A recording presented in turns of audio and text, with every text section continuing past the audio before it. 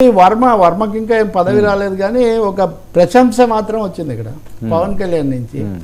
Gate తాకడం కాదు, gate బద్దలు కొట్టుకొని వస్తాడు పవన్ కళ్యాణ్ అని వర్మ గారు అన్నారు. అది పూర్తిగా నిజం చేశారు ప్రజలు. వాళ్ళ వ్యాఖ్యలు నేను సీరియస్గా తీసుకోలేదు కానీ పిఠాపురం ప్రజలు చాలా సీరియస్గా తీసుకోవడం వల్ల ఇది జరిగింది అనేది ఒక పెద్ద కితాబ్. ఇది పిఠాపురానికి కానీ వర్మకు కానీ. సో వాళ్ళు ప్రజలే నన్ను గెలిపించారు మీద వేసుకొని అనే మాట ఒకటి.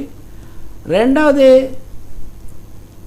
ఇవి వచ్చిన తర్వాత చేయాల్సిన పనులు, వీటి గురించి నేను సీరియస్గా స్టడీ చేస్తాను. నాకు పలానా చోట ఈ కాలువ దాని మరమ్మతులు అవన్నీ అడిగారు, ఈ స్టడీ చేయాలి నేను. ఇంకా అలాగే కొంతమంది అప్పుడే రోడ్లు గుంతలు కూడా అన్నారు.